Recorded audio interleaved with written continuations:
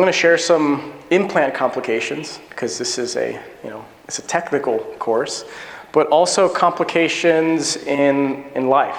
I think both are important in a long and successful career. So I'm going to be going over my story and sharing some of my implant complications along the way. So we're going to go through, these are basically the 5 steps, okay? So we're going to do dental school first. That's my first learning experience. Then my pros residency. I spent some time at a very busy implant center in Napa, and I have a lot of complications to show you from there, and my time in private practice. And lastly, we're going to cover some takeaways from that experience. Oops. First, I'm going to start off with this. All of you can relate to.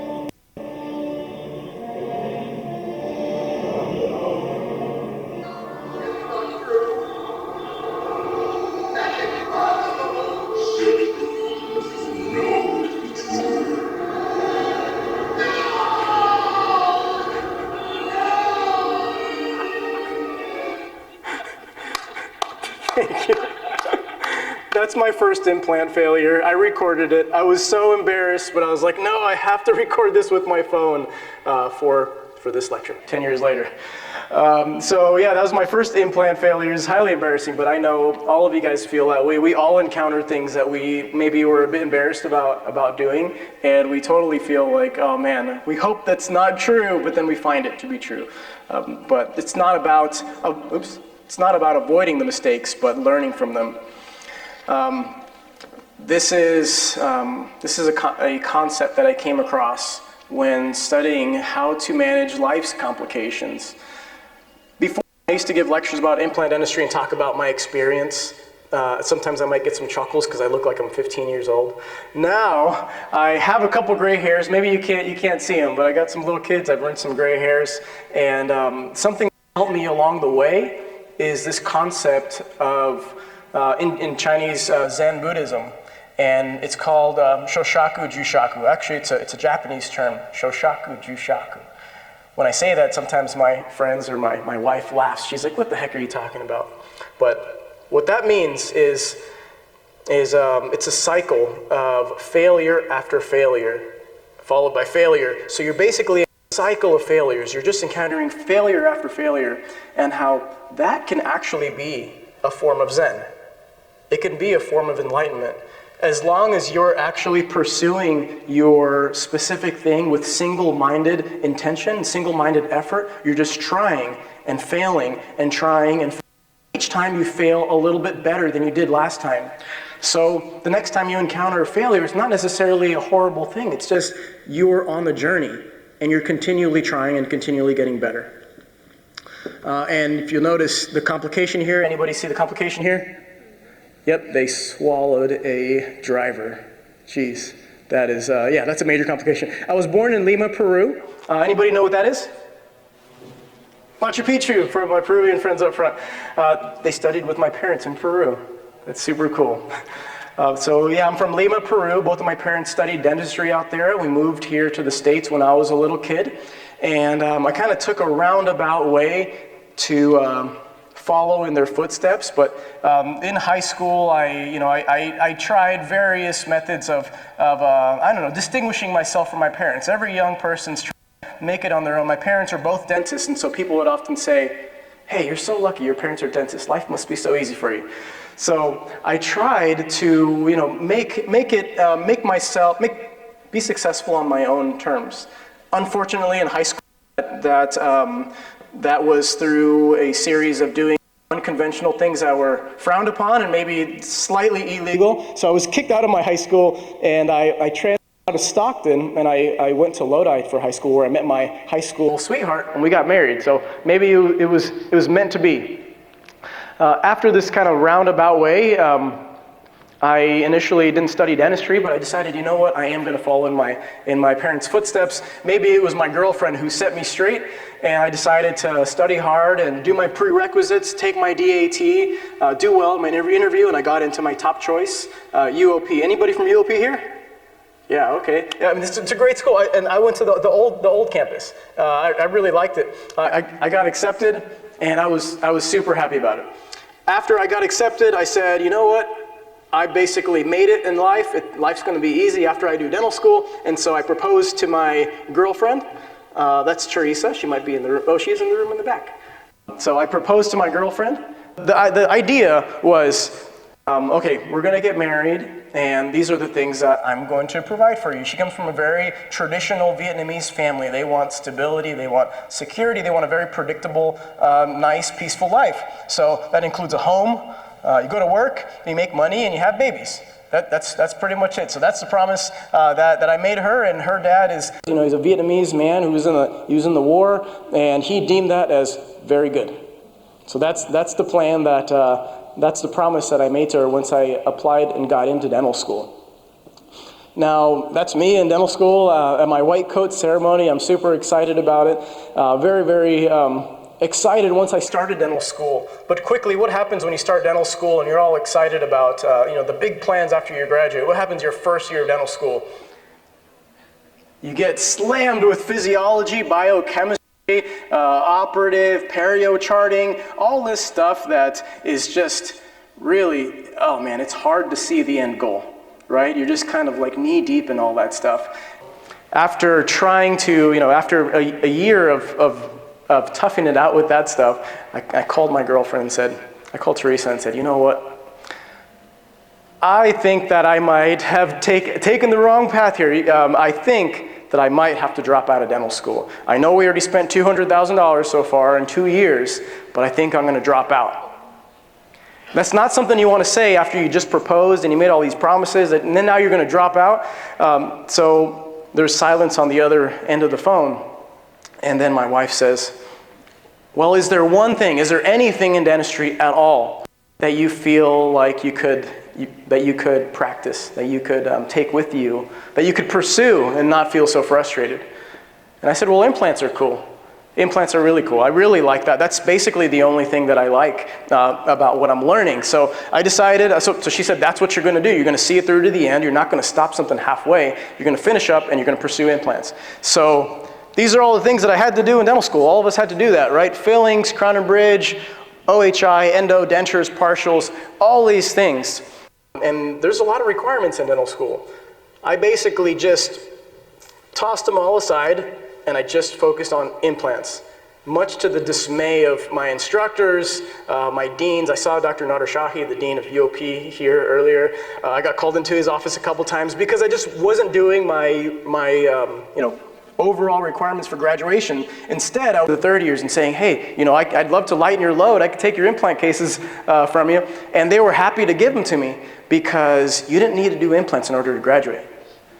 And my classmates, likewise, they didn't want to be bogged down with implant cases. If you had an implant case in dental school, you had to stay after school at night and give a presentation to Dr. Steven Sadowski, Dr. Edmund Bedrosian. These guys are big-time guys. These guys are big-time guys in dentistry, and they would sit in the front row, and they would make you cry. These guys would just tear you apart.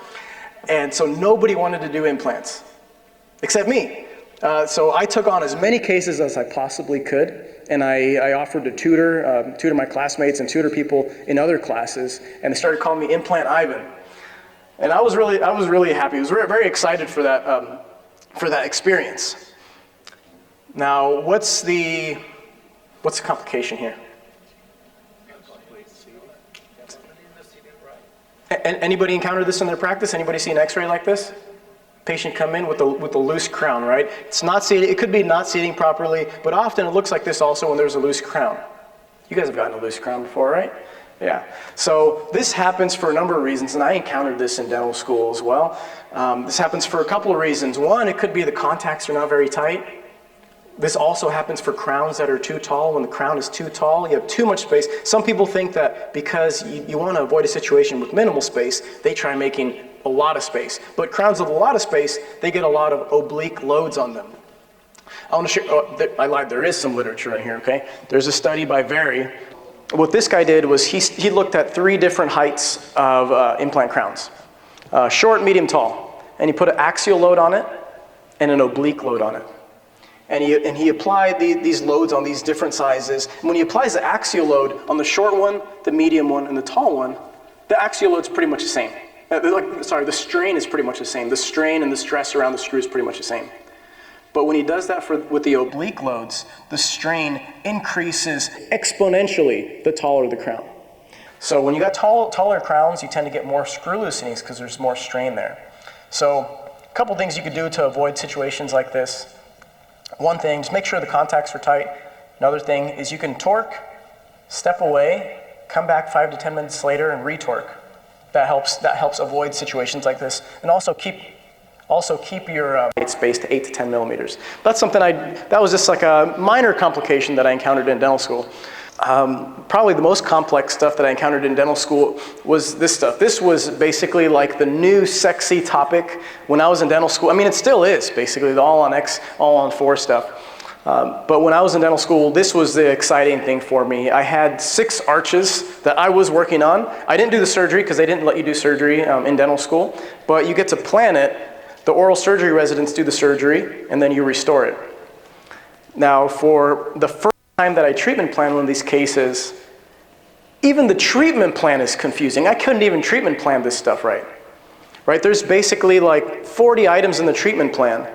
But when I brought my patient into the clinic, the prosthodontist came over, and the prosthodontist said, yeah, you just want a treatment plan, full arch prosthetic maxilla.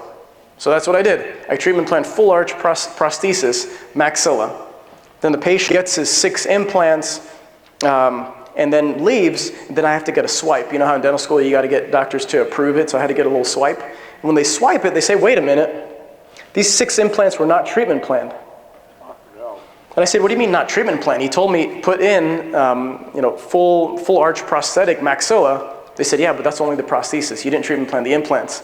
So I basically gave my patient $15,000, $16,000 worth of treatment for free. That guy ended up, I got a tongue lashing, but hey, you know what? I'm a second-year dental student. I don't understand how this works, and I ended up just giving this guy his treatment for free. That didn't happen again. There was a lot of confusion around my first case, but I did learn a lot. Basically, this was me asking, what's my next step? I had the patient in the chair, and I would research on my own, but then I would go and hunt down faculty and say, hey, what do I do next? Can you help me? But nobody really knew the steps. Only I had to go to the prosthodontist who knew, right? And the prosthodontist would say, just make a wax rim. Okay, fair enough. What's a wax rim? And he said, well, you learned that in denture block. And I said, well, what's denture block? I hadn't even had that yet. So it was very much a discovery process for me, but it was a very intense and rewarding learning experience for sure. This is another case.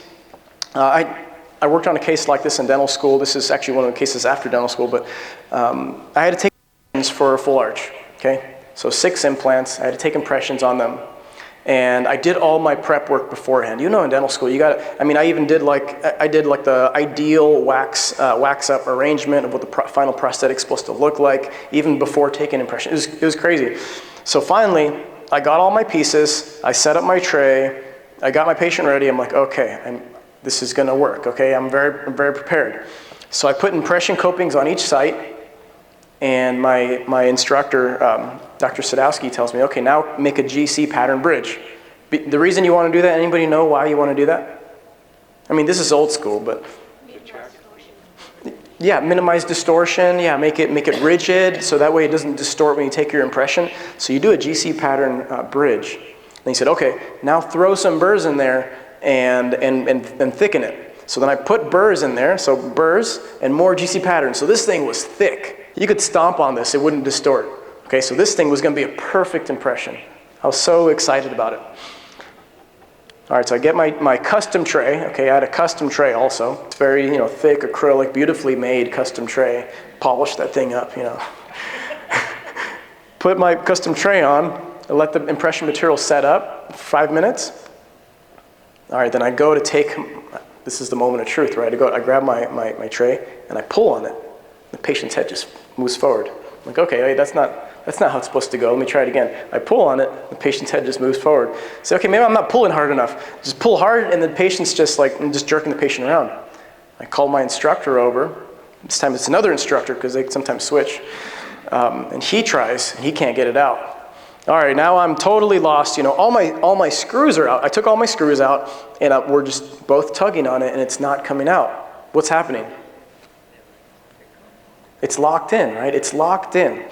And this will happen to anybody trying to take impressions on 6 implants with this thing and then with a custom tray if they didn't do one thing. Okay, I'm going to show you what that one thing is.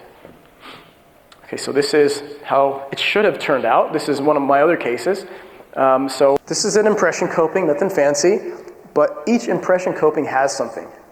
They have an engaging component on it, right? They have an anti-rotational part, and that basically just shows you what the rotation on your implant is. But when you have 6 of those inside the implants, and all of those are locked, that's so many paths of draw that are just not the same. That's going to come out. So it was already 6 p.m. Everybody had left clinic except for me and my professor and my patient, and we decided we're just going to cut it out. So we go ahead and get a saw and just section the custom tray. And then you get the smoke everywhere, and you get sparks, a lot of sparks, because we decided to strengthen it with burrs, remember? So there's sparks everywhere, and there's blood, because you can't really see what you're doing. You're accidentally cutting the patient, too. I guess he's lucky you got it for free, right? No, I'm just kidding. Yeah, that was, you never want to make that mistake. So when you take impressions for full arch, if you're doing it the analog way and not doing it digital, you want to make sure that this piece, which I didn't know, this piece is non-engaging. They don't sell non-engaging impression copings. You have to buy temporary abutments, non-engaging. So you got to buy that if you're going to be taking full arch impressions. Non-engaging. All right, so I graduated. Despite not really focusing too much on my prerequisites, I graduated. I was so excited. Finally going to go back. Finally going to marry my wife, go back to our hometown. Start working, and it's going to be great. We're going to have the security. Her dad's going to be really happy. But, I called Teresa and I said, here's the thing. And whenever you start, that's already a bad way to start, right? I said, here's the thing, hon. So Dr. Bedrosian, who's my mentor, he said basically, if you want to be the best you can be at implants, you got to go to Pros, and Pros training is the best place in the country for Pros training. At this time, it's going to be Michigan. They let you place as many implants as you want. And there's this other guy, Dr. Jerry Niznik. He started Implant Direct, and he's just like this total badass who does the coolest stuff in dentistry. And I'm going to listen to these guys. These guys know where it's at. So can we go to Michigan for 3 years? And so obviously she was a little bit dismayed about that. She married me anyway, and we did end up going to Michigan because we're on the same page about following our path to being happy in our careers and in our life. So she's supporting me in my career. So I go out to Michigan, and I had to fib a little what Michigan looks like, because I actually went there for an interview, and it was cold as heck. And when we got there, it was the coldest winter in 10 years. It was crazy. You leave your water bottle in the car too long and it freezes. So going from sunny California out to Michigan, and Prosthodontics is basically a residency in managing complications.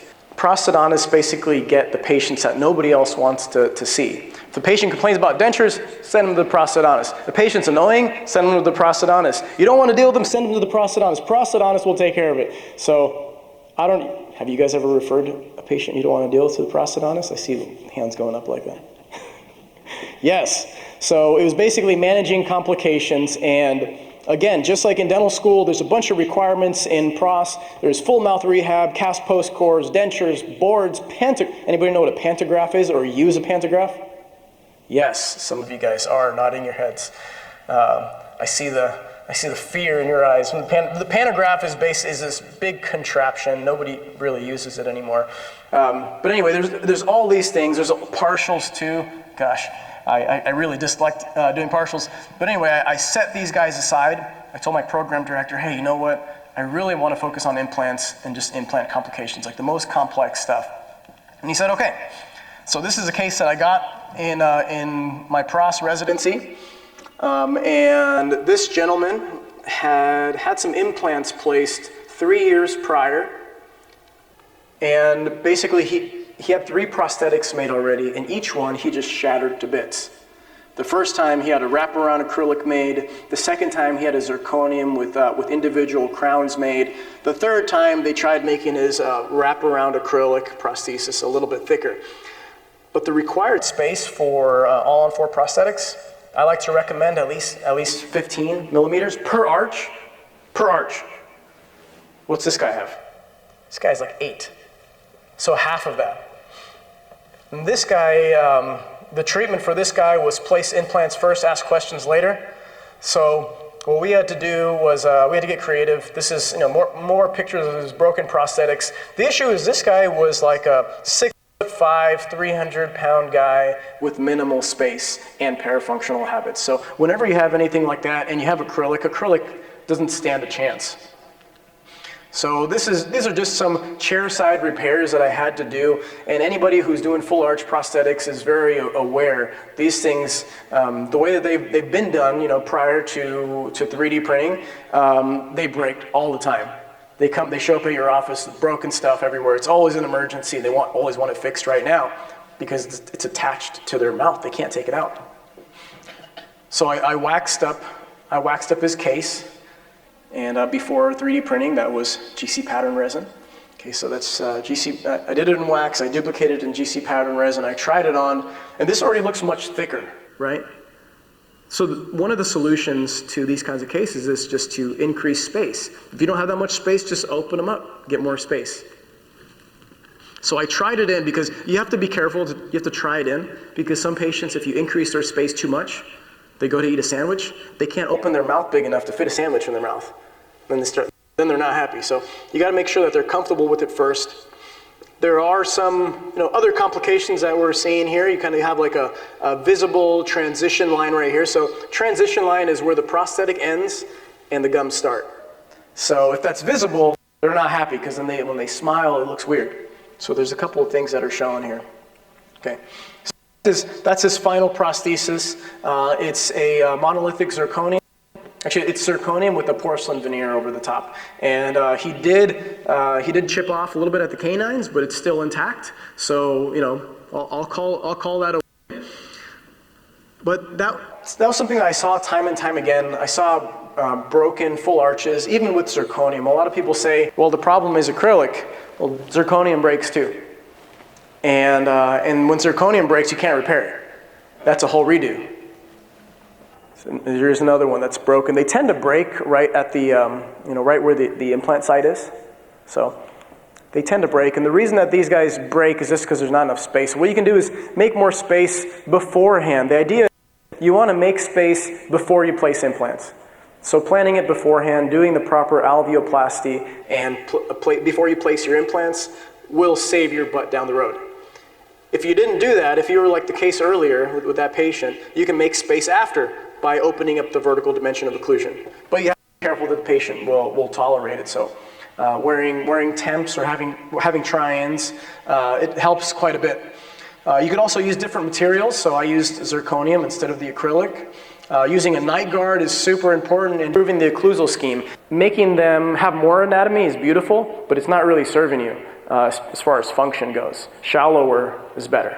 So basically, this is the trifecta of stuff breaking. Okay, weak material plus weak design and patient parafunction means you're toast. Okay, you could have 2 of those things and then you're right. You have 3 of those things, then you're going to be totally SOL. Okay, here's another one.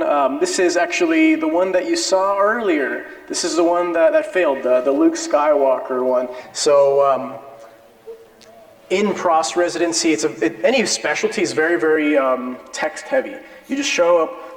Teresa will remember I used to wake up at 3:30, 4 o'clock in the morning and just read a lot of literature. You're just reading because at 8 o'clock, Dr. Beard's going to grill you, and he's going to find some detail on the paper to ask you about. And if you don't know, you're just going to get embarrassed in front of all your co-residents. So it's a lot of reading literature. And one of the articles that I read was about immediately loading overdentures. And this particular article shows successful immediate loading of overdentures. So I was like, you know what? They did it. I'm going to do it too. Okay, that's how I thought literature was. If it's in literature, it's good to go. It's kind of like somebody now seeing it on Instagram and then saying, okay, well now I'm going to do it because I saw it on Instagram. So I tried it on my patient because when I was in my Prost residency, I would moonlight also. I was working at night and treating patients in various practices. So I placed the implant, and then, of course, it failed. What I did was I placed the implant, and I didn't have the locators for it, so I actually just put a soft line on there. And I thought, okay, maybe a soft liner is even better than, is even more conservative than putting locators on right away. So I put soft liner, and I just sat it on there. Well, what happens to soft liner after 2 weeks? It hardens up. Yeah, so ever since that point, basically any time I place implants and the denture's going over it, you got to hollow out the acrylic. I do a soft liner, then I hollow out the soft liner. Okay, so and the important takeaway from this is, you know, you can read things in literature. Literature is basically like pieces, it's like a big puzzle. And every article you read, you pick up a piece of the puzzle and you kind of start to understand the whole picture. No one in particular is the bottom line.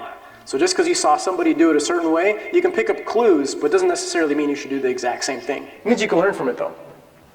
So when these guys fail, I usually just pull, clean, graft, and then place a new implant 3 months. And many times if the patient's not compromised, if it's not something systemic about the patient or the site, then it tends to work. This is my second failure in my residency, a failed implant under a partial denture. So we did do a lot of partial dentures in PROS, and a lot of those were attached to implants. Patients tend to be a lot happier when you're not clasping their teeth. So I did it for this patient. We placed implants for bilateral distal extension partial denture. They're the worst, right? When they're just bilateral distal extension. So when it's like there's no support in the back. So I placed 2 implants, 1 on each side, and healed up. I attached it, and I saw the patient for a follow-up. And at his follow-up, his tissue looked all irritated. And so I got some anesthetic. I numbed up one side because I was going to clean out the implant. I injected it to numb it up, and as I injected, the implant just jumped out. It just came out, no effort. Thing on the other side.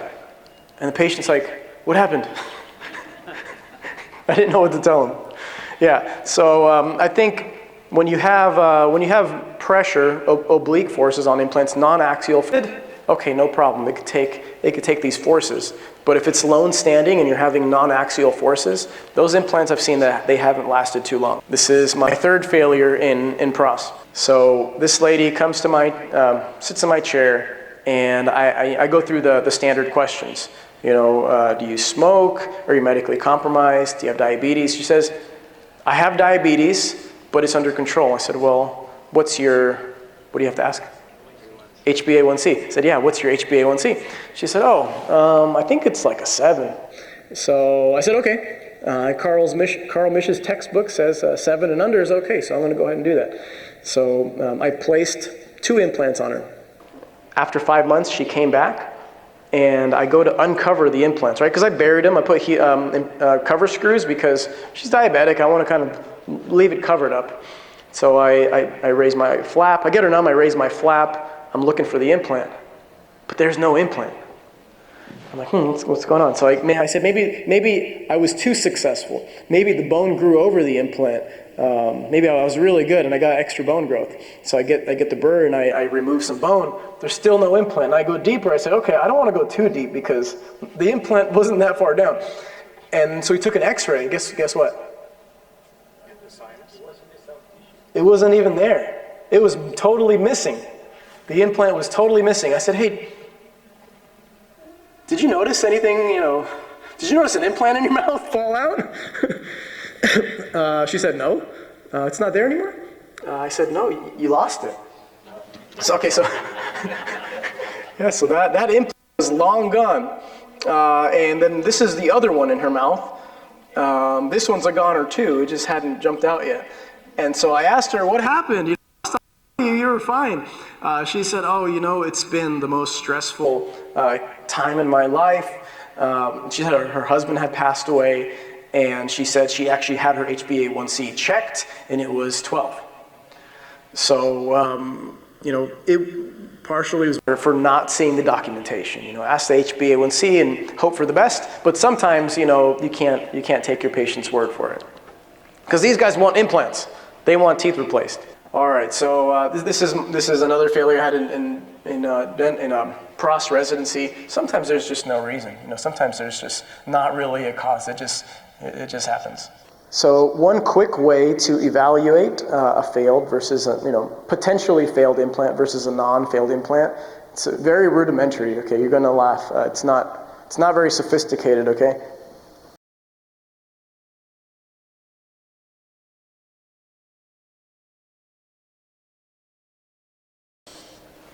You guys see the difference there? So one's fine, one is failed, and that's just the easiest thing to do, right? As soon as you kind of suspect something is going wrong, you just flip your mirror around and tap it. It'll tell you either something's failed or something's loose. And in this situation, I think it's failed actually. Yeah, you hope that it's failed. So you hope that it's loose, but sometimes it's just failed. So if it makes that sound and then you check the screw and the screw's still tight, it means it's a failed implant. If the screw's loose, then you just got to tighten it up and you're good. So that's just a kind of a preliminary way to know. Some cases you don't know if it's failed or not. You just get some slow progressive bone loss and you're not sure if you should restore it or not. I know a lot of us have seen that. We're not sure what to do moving forward. If the bone loss does stabilize, I still restore it. This gentleman, I restored him in my residency. Now this case was, remember how I told you the other one, the first one was my first failure? This one integrated perfectly, but it was still a failure. You guys know why?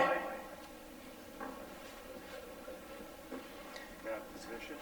It is a bad position, but it's even more than that, I'd say. So I placed this implant, and the guys at those big implant centers doing full arch cases, they don't care about this nasopalatine nerve canal. They have no respect for it. So I was like, you know what, this isn't causing anybody any trouble. I don't have to modify my implant position based off of this nasopalatine nerve canal. Big mistake. See, so the patient had pain at 2 weeks. I was like, it's okay, take some Tylenol. Patient had pain at 1 month. I said, it's okay, take some time. She still had pain at 5 months. Okay, so she just had pain that was not going away. And we sent her to go get a cone beam. Turns out this implant's you see the nerve canal, right? You see the nerve canal, and then my implant is kind of like encroaching in it. Here's another picture of it. It's really just pushing in there. So this implant ended up needing to be taken out because the pain just never resolved. And the patient trust was lost too. She went to a perio practice and had that implant taken out. But that's definitely a no-no, right? With your implants, you want to make sure that any kind of vasculature, any kind of nerves, that you're having a 2 millimeter safety zone. So this one right here, it was not my mistake. Yes?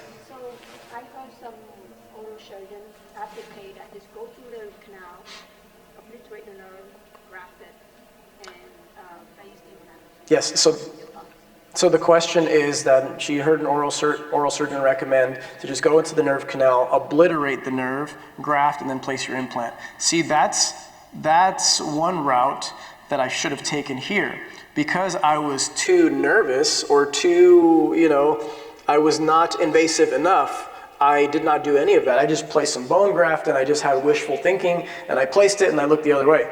But what should be done is, if you obliterate the nerve and you graft it and you place an implant, that doesn't seem to cause problems. I wonder if maybe the reason for the issue is that I didn't do any of that. Yes? Isn't it rather common in most of our programs that they are teaching what she just said, or the usual thing they're teaching is don't worry about it. If you go into the canal, not a big deal. Interesting. Yeah, that's why I'm. So the question is basically that's what's being taught, to not really worry about the canal, and I think that's maybe why my previous cavalier approach to it. But ever since that happened, you hear anecdotal things. Maybe something's working really well for everybody else, but then you had a complication with it. So I'd rather stay on that side of risk aversion. You know what I mean? I saw another question over here. No? Okay. So luckily this one wasn't mine. This one I was assisting for. So they're placing an implant in posterior maxilla. Someone the guy placed the implant. It didn't really engage very much. Then he goes to get his healing abutment. He puts his healing abutment on, and he spins it, and it keeps spinning, and it keeps spinning, and it never gets tight. You just keep spinning it. And then all of a sudden it disappears. And well, lo and behold, it was in the sinus, and it was in our prosthodontics program, and the perio-pros programs. We were on one side, pros was on one side, perio was on the other side. Perio on the other side has like big names in their program, like Hamle Wong, Mish. Those guys teach over there, and they scoff at prosthodontists trying to place implants. And so it was not a happy day when this happened. Not a happy day for our program. Now I hear they're friends, but when we were there, they didn't get along very much. So in my residency, I gained some experience, but I think I also got the perspective that as you see more mistakes, you become more of an expert. There's this quote by Niels Bohr that says that an expert is somebody who has made all the mistakes there are to make in a narrow field. So every time I saw a mistake, even if it was my own mistake, I was like, hey, Alvin, get the camera. Alvin was my assistant at the time. I would say, hey, Alvin, go get the camera. And we would log it. We would always be unabashedly taking pictures of our mistakes. Even though I was embarrassed, I made sure to take a picture so one day I could show you guys. So I graduated. Okay, finally, Teresa was excited. That's Teresa. She's super excited that we're finally graduating. We're going home and finally get to work on this dream here. She's long awaiting. It's a long awaited thing. And there's one small detail that I now owe $800,000 in student loans. Okay, and it's not uncommon. Anybody can relate? Anybody owing $500,000? Yeah, a couple of you guys. Yeah, I could see the fear in your eyes and how much you owe. That was me. Okay, so I owed $800,000 in student loans, but bam, there was already a baby on the way. I was already one step ahead of the game. I was already on my way to fulfilling this very good plan. Okay, so we had a baby on the way. So we're going to start our trip back to California and start the good life. I had some life complications at that point. Okay, I'm going to share some life complications, and this is near and dear to my heart. So it's the first time I'm sharing it with a lot of people. So at that point, we were having a baby. We went to our regular ultrasound appointments, and it turns out they said, hey, something looks weird on your ultrasound. You better go see a specialist in Sacramento. We go to Sacramento, and they look at it and they say, well, let's start talking termination options. And that hit me and Teresa like a ton of bricks, right? They said that the baby was going to be born with a malformation in their airway and their face and their neck that wouldn't allow them to breathe, right? So they had a malformation that would obstruct their airway. And so we said, to hell with that. We're not going to just terminate our kid. We didn't just get pregnant on the first try, okay? This was like 3 years. This is like 3 years later after trying to have kids. And so we said, we're going to find a way to make this baby be born and come into this world safely. So we looked around, we talked to a bunch of different specialists, and we finally found a place that was able to deliver the baby safely. And so she was delivered at UCSF Benioff Children's Hospital. That's her first day of life. She they did a C-section on Teresa, and they went in and intubated the baby when she was still in utero, and then they started an IV line when she was still in the womb too. And so when she came out, she was, breathing artificially. She looked like a little alien, mechanically breathing. But life kind of took a different turn. We focused on giving her a great life, and she did have an amazing. She's doing okay. She's doing all right. Okay. She had a wonderful life, but it did change things up on our plan. Okay, so instead of being in our hometown and starting our practice and starting to work, We had an airway emergency, a potential airway emergency 24 hours a day. We had to purchase this little oxygen monitor and have her wear that. And you know, babies always kick it off, so you always think it's like desaturating, but they're always just kicking it off. But we had to monitor her oxygen around the clock. And the doctors gave us this airway device that if she started to swell up and obstruct her airway, we would need to stick that in her throat and drive to the hospital. And so we moved 3 minutes away from the hospital. Instead of going to our hometown, we found, we overpaid, but we found an apartment that was 3 minutes away from UCSF. And it made it really to work. I wasn't able to, work 9 to 5, knowing that something could go wrong with my baby. So I decided I got to figure something out. How am I going to pay my student loans? My student loans at this point are $8,500 a month. Right, and I got to start paying that. So I said, okay, I could probably do 2 days a week, maybe, and I need to find a place that can pay me as much as possible per day. All the things that were on Indeed and on the regular job boards, they think a prosthodontist is basically a general dentist who sometimes does dentures.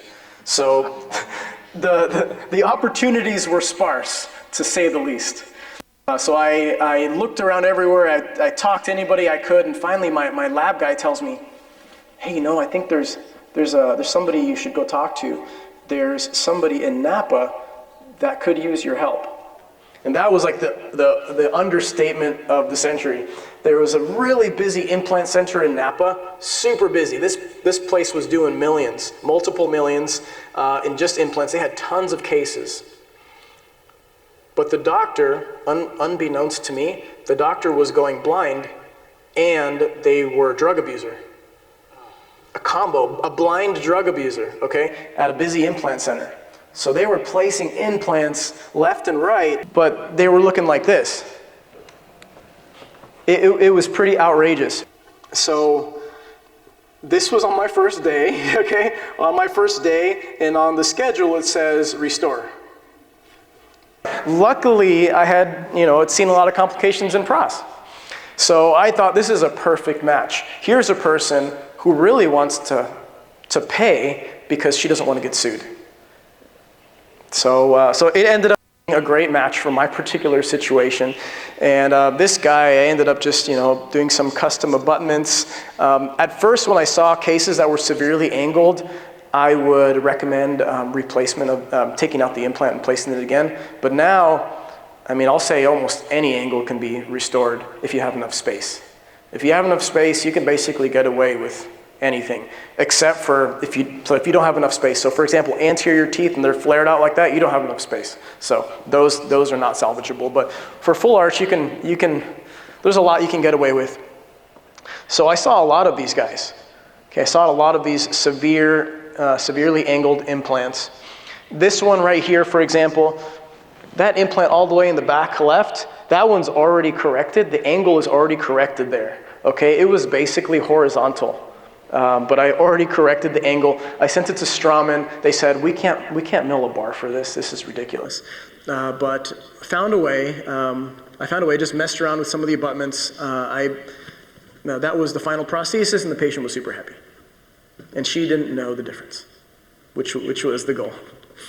That's the final restoration. I ended up having to take off a couple multi-unit abutments and kind of mess around with different angles. These days, now I know that anything can be custom milled. You can custom mill an abutment. So even if you place an implant, 50 degrees off angle, 60 degrees off angle, you can custom mill stuff, and it can bail you out for sure. This is a case sent to me by a friend, Igor. Basically same situation except for overdentures. So these implants are pointed straight out. So to help you appreciate it, here's like a profile view of it. Okay, and this is still able to be restored. You just get a custom milled locator abutment and you're good to go. I also saw this case in her practice, an excessive cantilever. You guys see where that's at, right? The excessive cantilever. It's right here. See, on this side, the implant's back here, but on this side, there's no implant back there, and that's a heck of an extension. Normally, doing a cantilever, the general rule of thumb is 10 millimeters. I mean, this is probably over 20. So if you do have a situation like that, I mean, you can do something called the shortened dental arch concept. You don't need to restore all the way back. This one's not restored all the way back, but you can restore 1 premolar, 1 molar. Nothing wrong with that. The patient's going to function well. Patient's going to be happy. You know, that's one way to approach it. And I've done several cases with shortened dental arch concept, and they work out great. I also saw a lot of these guys, imprecise fits. So the prosthetic was kind of forced down on the day of delivery. So in pros residency, they emphasize, you know, passive fit. It's got to be very, very precise. You have to have passive fit. But in the real world, sometimes you see things that are not passive fit, and they just kind of get forced down and screwed down. And what ends up happening is you end up getting a lot of screw loosening. You get a lot of screw loosening, it eventually can cause fracture. So with imprecise fit, obviously, well, you want to avoid it initially if you can. But with this case, what I did was I just cut it. Okay, I sectioned it. I put it back, and then I luted it together. Okay, if you do that and send it back to the lab, they can often laser weld it, and then redo the acrylic, and then you're good. I mean, laser welding is not as great as if it had just been milled properly, but it is a way to fix these cases, and it does work. Not all labs do that, though. So I saw also fractured platform there. Yeah, it's a lot of different crazy stuff that I was seeing over there. And one day I was assisting the doctor. So she sometimes, initially she would still do her surgeries and then have me come in and like the all-on-4 surgeries, and then have me come on and put the temp on. So she had a way about yelling at everybody, okay? She'd drop F-bombs left and right. So she did her surgery, she placed her implants, and then I come in to put the temporary on. Before I put the temporary on, I always tighten my abutments. I tighten it because if it comes loose during the healing phase, now you have micromotion on your implants. That's when you get implant failures. She saw me torquing down the abutments. She said, "What the F are you doing? Are you crazy? She's cursing at me left and right." I just tell her, she's got to be quiet or she's going to leave the room. Because I gotta do what I'm doing. But that was her style. She would just curse at everybody, all the assistants. They were all used to it, but that was my first time. She was yelling at me. I'm going to show you just a couple more of her complications here before I tell you the big conclusion from my time there. This is another case. This guy. Okay, so this guy, he's at the end of his restoration at that practice in Napa. And he smiles and he's like, I paid $50,000. I don't think it's supposed to look like this. And I said, well, I see what you mean. So this is a case where there's not proper planning for the transition line, right? What you have to do beforehand is evaluate if you see the gums when they smile when they're edentulous. If you do see the gums, then you got to do alveoplasty. If you can't do alveoplasty in that situation, you got to do a different kind of prosthetic. You're not going to do gums that transitions to gums. You're just going to do, teeth if you can, just teeth instead of teeth and gums. So this guy's really unhappy, and he's a lawyer too. He's a lawyer. Why it always happens to be lawyers that get the worst of it. He's a lawyer, and he said, I was talking to my friends, and they said maybe I should sue you, and I might. He said it jokingly, but it still was so scary.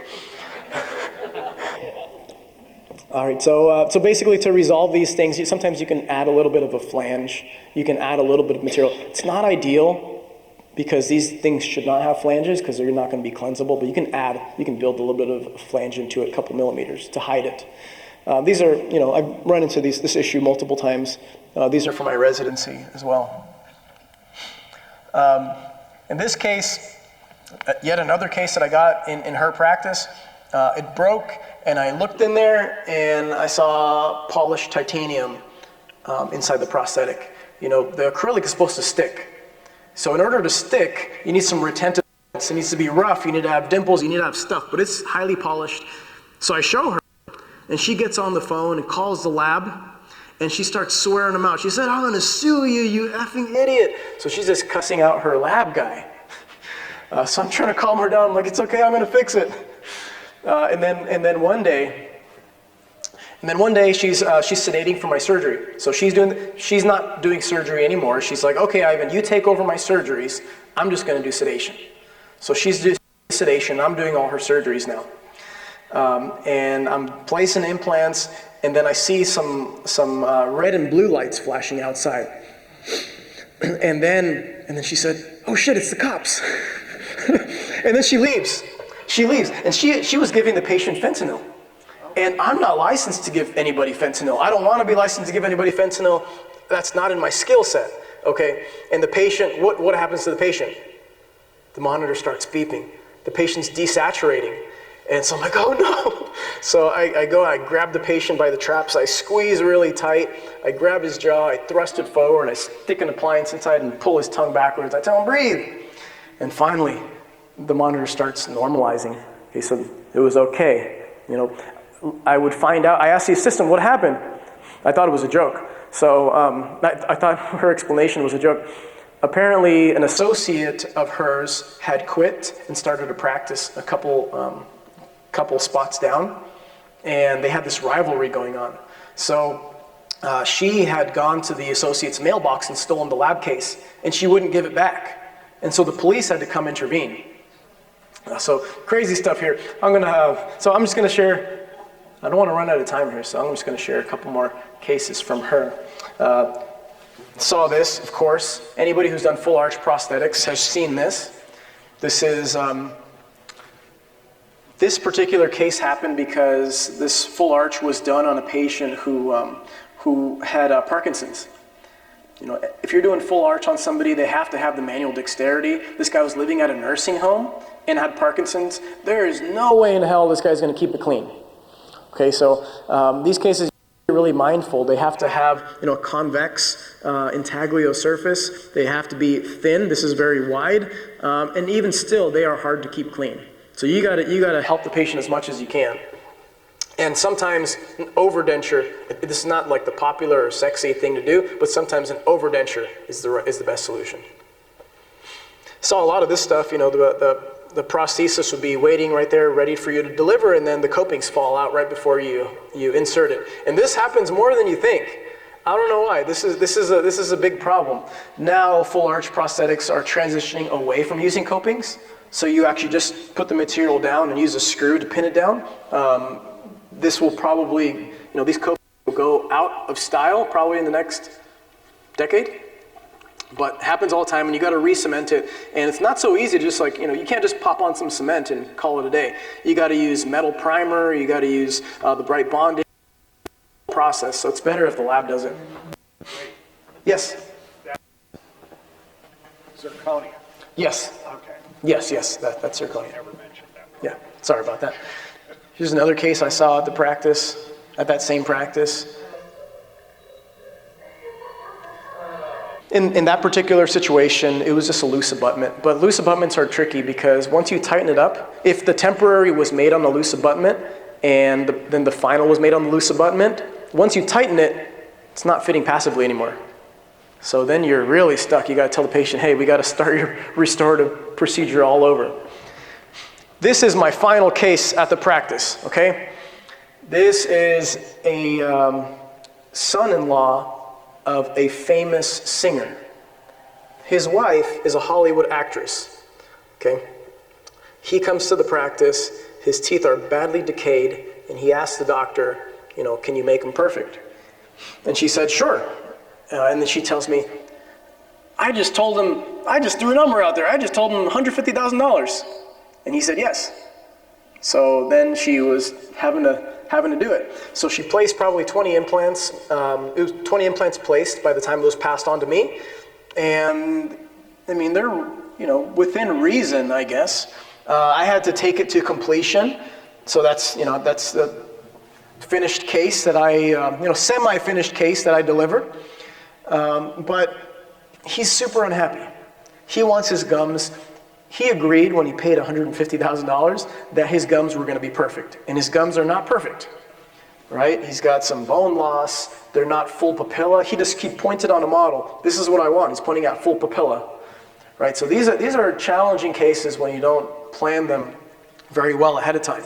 I coordinated with another local periodontist to do some grafting, but he did not want to go through that time-extensive process of grafting and burying those implants. So that was a big mess. And this is the last straw here. One day I was doing my thing. I was just restoring a bridge. I was just doing a implant bridge restoration. And then I hear, "Dr. Ivan, come quick." So I was okay, so I just dropped my stuff and I ran over to the room. And the doctor is just looking at her patient, not knowing what to do. I look at the patient, like the assistants are crying. I look at the patient, and the patient is blue like the sky. I've never seen somebody look like that before, but blue, I mean blue like a zombie in a movie. I didn't know people actually turn that color. So luckily, the weekend prior, I had just taken my IV sedation course, and they come, all that advanced life, assistance, whatever. So I get the scissors, I cut the patient's shirt off. I start doing chest compressions. We start, rotating. We do like the bag, the mask, and all that stuff. Call the fire department. Fire department arrives. Feels like an eternity later because she's still blue. She's, nothing changes. Fire department comes and takes over. Okay, that's probably like 5-7 minutes later. This patient wasn't breathing for that long. And I step away, I just go to the bathroom and I cry. I'm just crying because this lady who was probably a grandmother, went to a routine appointment and now is just not gonna come home. Later I found out, I also thought, well, man, I'm gonna get sued. You try to assist somebody, if you participate in that, you're liable. So they take her away. She does start breathing again. Okay, they take her away. I walk out, I call MedPro, my insurance carrier. I'm like, what should I do? They said, okay, you just have to log your notes and leave and never come back. So that's exactly what I did. The patient survived. She sued for several $1 million and they settled out of court. But that was super scary experience. But I decided, you know what? No amount of money is worth this. I'm going to quit. Today is my last day, and I will figure out how to pay my student loan.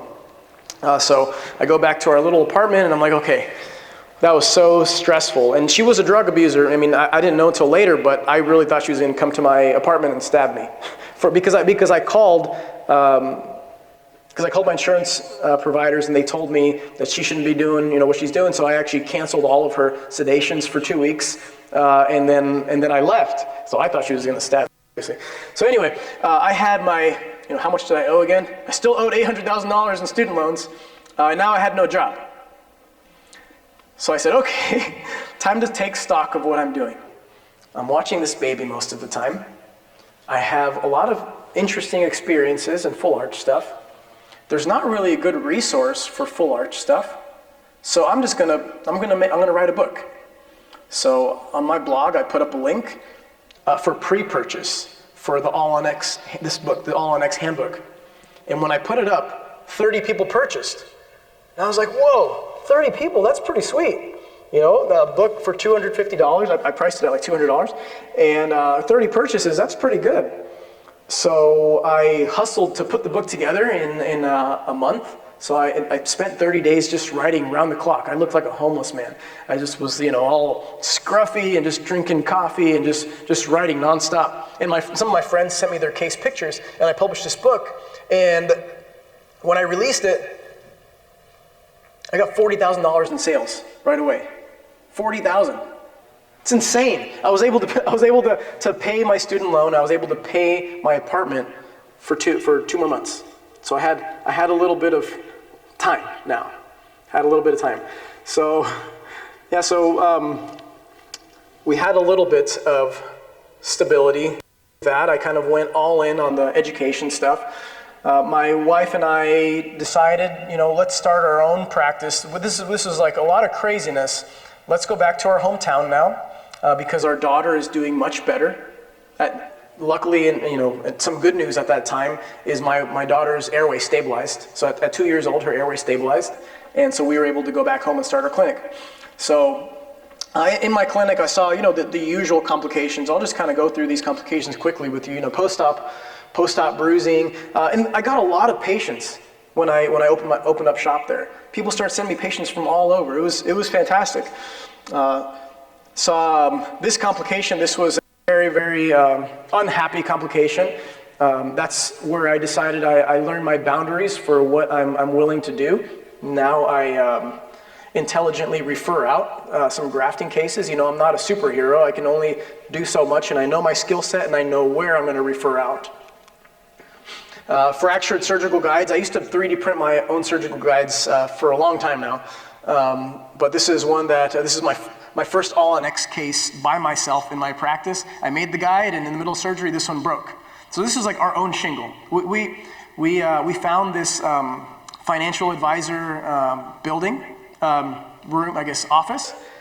It wasn't fitted out for dentistry at all, and we plumbed it out for dental. And we just started seeing these patients there. It was a really nice experience.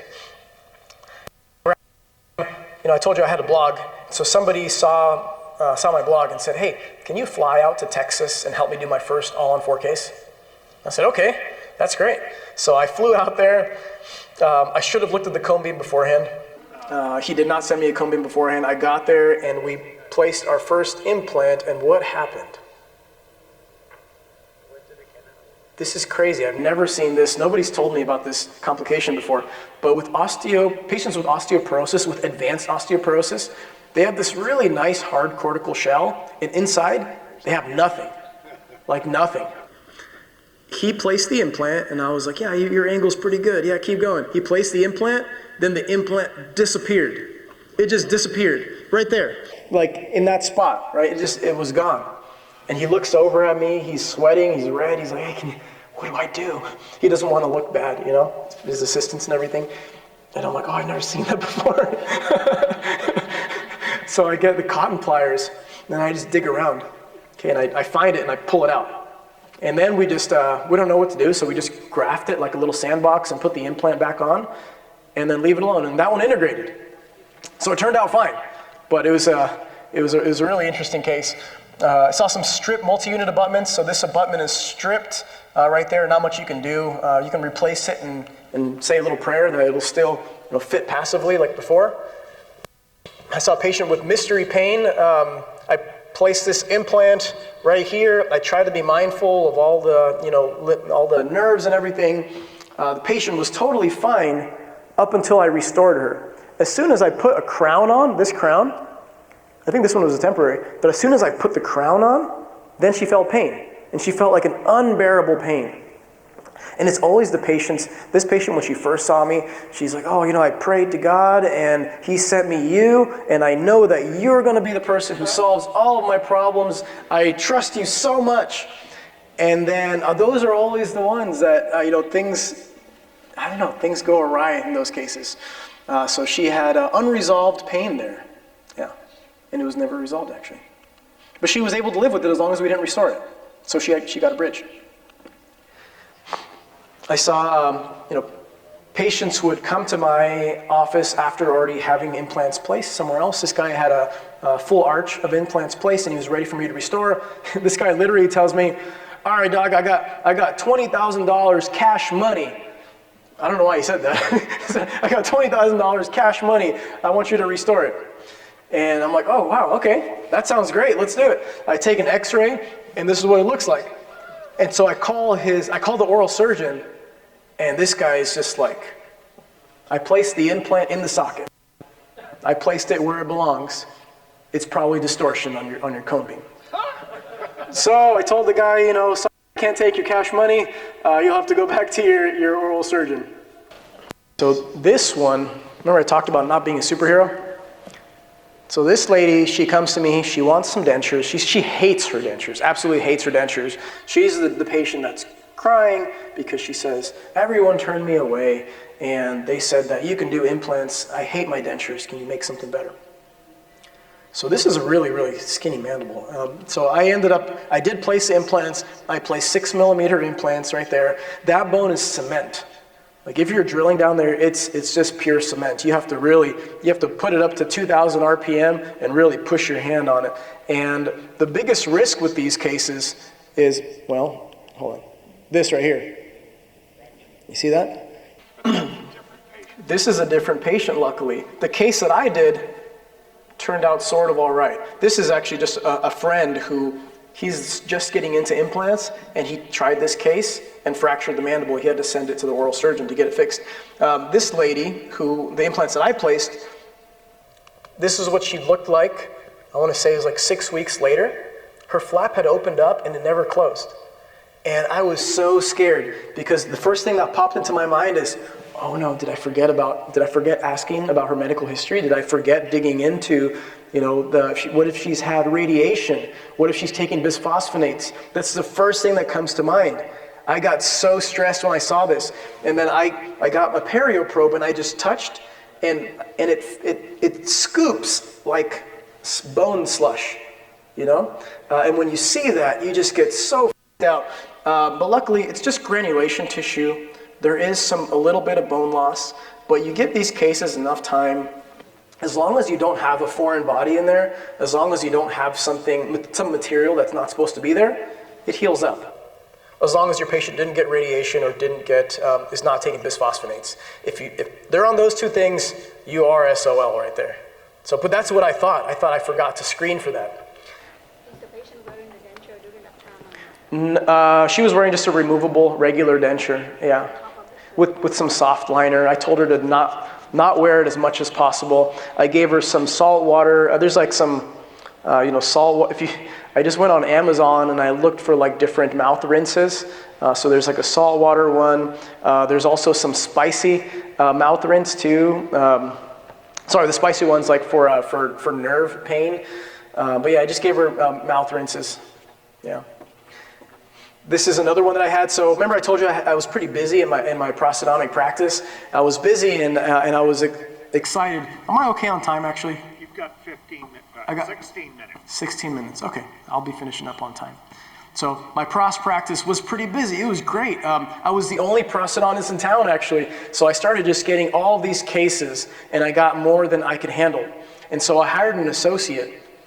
And on the associate's first day, we have to do a denture pickup. Okay, so for those of you who don't know, basically when you want to attach a denture to implants, you do like a chair side pickup. That's like one of the ways to do it. You have to add a little bit of acrylic, squish it down, and then it'll like snap onto your implants. So I tell him, have you done this before? He's like, yeah, I do it all the time. I said, okay, you have to block out a lot, right? He's like, yeah, I know that. And I'm like, when I say block out a lot, I mean block out a lot, okay, like excessively. He's like, yeah, I know. Now these cases, I normally, when I block out, I block out like heck. And this was on a subperiosteal implant with a bar. I don't know if you know what that is. So it's like a full arch, basically framework. It's got a bar that wraps all the way around. There are undercuts like you wouldn't believe.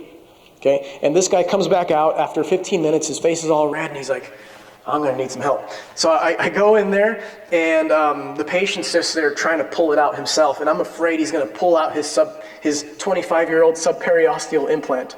And the patient's so mad. So what I have to do is, calm him down first and just start cutting.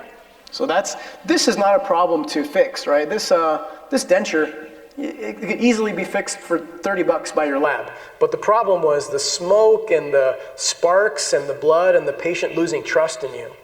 So ever since that point, the patient was nervous. This happened to me. Actually, I did it. Me and one of my guys, Alvin back there, he's always been my assistant, and he's always been very involved in everything that we do. I owe a lot to the whole team back there, actually.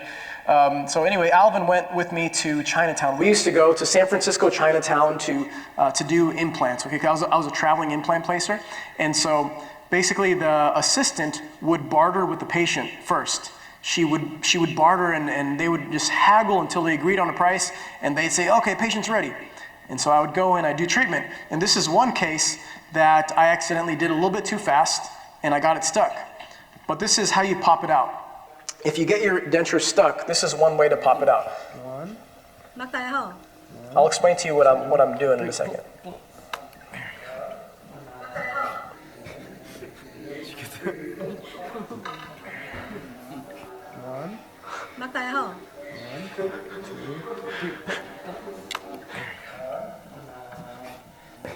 Yeah, so if you ever get those stuck and it's a mandibular one, you're able to thread some floss underneath, like a lot of pieces of floss, and then you do like a three-person approach. Like your patient is pushing up, your assistant is pulling on the floss, and then you are grabbing the flanges, and everybody counts to 3 and just everyone pulls super hard. And if you're lucky, it'll pop out. So if that ever happens to you, remember that, okay? You gotta thread some floss, like so you make a little rope, and then everybody pulls at once. Is acrylic breaking Is acrylic breaking? when that happens? No, it just dislodges. Yeah. If you're you're probably not wrapped around anything. If it's just on locators, you're just kind of like a little bit tight. So as long as you're not wrapped around anything and pulling something out, then acrylic would break or something else would break. Yeah. So by this time, some DSO approaches me and says, doctor, we heard about your we heard about your experience. I'm like, wow. These guys think I'm experienced. That's pretty cool. They say, would you be willing to see one of our patients? There's a complication. Basically, it's a euphemism for, we're getting sued. Can you please fix this case? And so I said, sure, I'll do it. So these implants were placed with no bone reduction. Okay, these implants are just facial, just sticking out facial. And I don't have the picture on me right now, but when the patient bites down, the locators touch each other. There's zero restorative space, zero, absolutely zero. But like I said, these things are pretty restorable if there's space. There's, just by virtue of just putting an angled abutment on there, just a stock one, this thing cost me like $40 or something, you're able to correct a lot. So just knowing where to order from, I guess, is a pretty unique skill, I guess. This one also, some of you guys recognize this. I shared it this morning. This is also at Chinatown. They're kind of fast moving. They're like, all right, doctor, patient's ready. And I placed an implant and I restored it. And you guys know those of you who attended this morning, don't spoil it. What do you think is wrong with the implant I placed right here? Number 11. I restored it. The patient comes back with that. When it comes back with that in his hand, I call my lab, like, hey, I tell the patient, like, hey, you know what? It's probably lab's fault. Blame it on the lab when in doubt, right? So I call the lab, hey, thing's breaking on me. You guys using cheap material? And they say, oh, sorry, doctor. They sent another one. And same thing. Anybody notice now? Yeah, so I placed the implant and I didn't realize. I even restored the implant and I didn't realize this is the only tooth in the mouth that occludes. All the other teeth slide past each other. Okay, so there's absolutely no restorative space. There's no stable occlusion. It's a pretty big mess. So, kind of coming to the end of the story here. I was pretty fortunate to be able to record all of these procedures, and I started putting these guys together into educational courses. And so that totally changed things for me. When I started documenting and sharing what I was doing, it became a whole different ballgame. It was very fulfilling. I was able to have some sort of financial stability, finally, which was amazing. So I had clinic and I had education hand in hand. Both were doing great. My clinic was doing well in its first year. It was fantastic. I was getting referrals. My education company was becoming more well known. People were learning from Implant Ninja. It was great. I decided that this is kind of unconventional. I decided that I'm gonna step away from clinic. I'm gonna close my clinic down. I'd still work as a traveling implant placer because that was great. I'd close my clinic down and focus on education.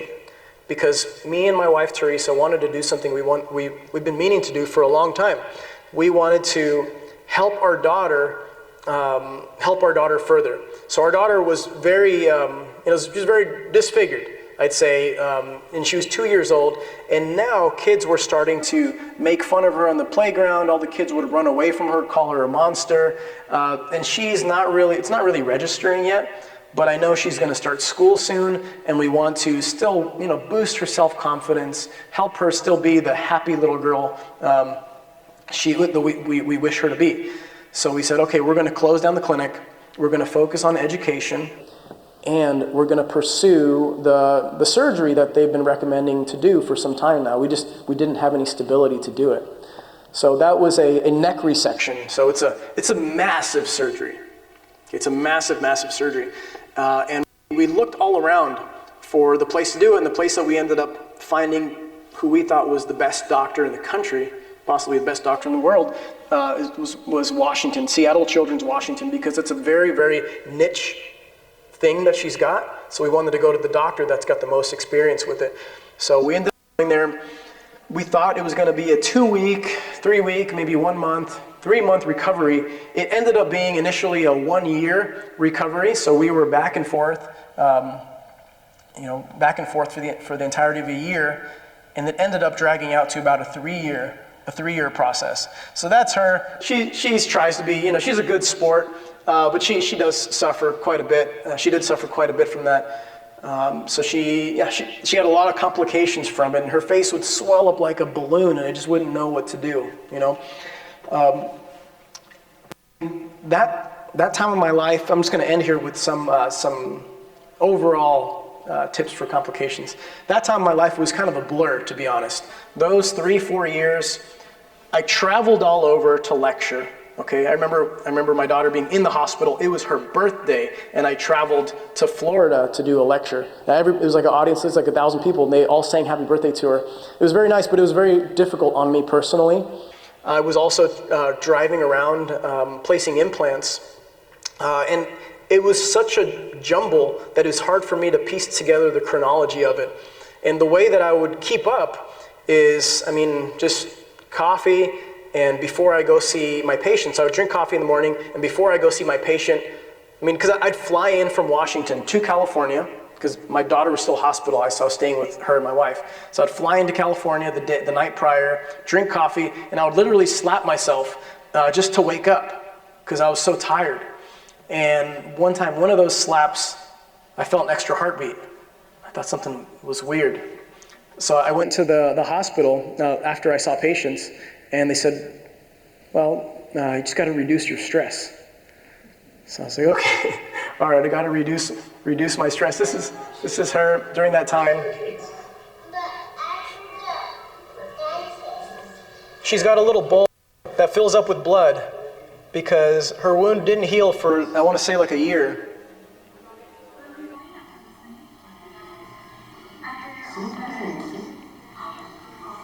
This is where kids go to get checked before they go to bed. Yeah, so that was her.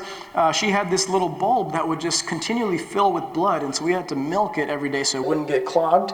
And it just kept going. And if they ever took that tube out and sealed it, her face would fill like a balloon. So that they were just waiting for her to stop secreting. So she did end up healing from that in general, but more complications. Okay, I know this is getting a little bit long, but more complications. She was 4 years old, swelling up, and she would often come to us in the morning telling us to come look. And we'd go look in the sink, and the sink would be full of blood. And it's because first thing when she wakes up, she's just spitting blood. And she says, I'm scared if you're scared, Daddy. So that was a really, really, sorry. It's a tough moment for me. It was really tough. So it got so severe that, I said, to hell with this. We are moving today. I told my wife, we're moving like right this second. One day we just couldn't take it anymore. So 8 in the morning, I said, we are moving to Washington. We're going to be right at that hospital. We are going to live next door. I don't care, what it's going to do to our life. We're going to move next door to the hospital because I know if anything goes wrong with my daughter, we'll be right there. So we went and they put her on this experimental medication, which is a treatment for cancer. And this part's hard for me to describe. Anyway, she's been on that now for 3 years, and she is doing better. And somehow along the way, we had one more. My daughter Olivia is doing well. Somehow along the way, we had this little bundle of joy too. That's my daughter Charlotte. She's super funny. Yeah. So these are the takeaways I'll leave you with. Okay. These are the takeaways I'll leave you with. There's this parable of a Chinese farmer. Chinese farmer, he has a horse. His horse runs away. And the villagers all tell him, "Oh no, what bad luck you have. It's bad luck your horse ran away." And he says, "I don't know, we'll see." Then the next day his horse comes back with another horse, with a stallion. And the villagers say, "Wow, what good luck, you're so fortunate." He says, "I don't know, we'll see." The next day, his son, the farmer's son, breaks his leg trying to take the horse. So the villagers all tell him, "Hey, so sorry for your bad luck." What does he say? "I don't know, we'll see." The next day, the Chinese army comes to recruit people because they're in war. And they don't take his son because he has a broken leg. They say, "What good luck?" He says, "I don't know, we'll see." So the idea is that when things happen to you in life, you don't know if it's a good thing or a bad thing, even if it looks bad. Even if it looks like a bad thing, you can think, how can this serve me in a positive way? How can this make me more resilient? How can this challenge me in a way that makes me grow? So that's served me so well. Things that are challenging and difficult and bad luck, sometimes they're not bad luck at all. You're just not seeing the full picture. Don't be a hero. Is this next slide? Don't be a hero. It serves you in clinic as well. Don't try to be the guy or girl that does everything and knows everything. It's okay to be a team player and know your limits. Also, served me in life a lot. I try to be a superhero for my family, and I hit some limitations. If I'm not taking care of myself, I can't take care of my family. So knowing how to take care of yourself and set good limits and set good habits can serve you in the long run, because in the long run, it's a marathon. A lot of us, I don't know if you can relate, but I treat everything as a sprint, always. If there's a threat, okay, this is an example. There was a fire at our office. One day the toaster caught fire. I saw it, I immediately ran to the water dispenser, I ripped it off of the wall, I picked up the jug, and I just tried to douse it with water, but the water wasn't coming out. And my wife, who was there, she's just standing there, and she just walks over, she grabs the extinguisher, just puts the fire out. But me, sometimes I get so excited and so full of energy to solve a problem, but really treating things like a marathon will serve you much better. Treating things in a much more calm, collected manner will help you run the race. So the last thing I'll leave you with is this concept of shoshaku, jushaku, like I said earlier. Failures might seem like they come over and over, but it might be, in fact, that they're actually serving you. And that's my family. They're doing just fine. Thank you.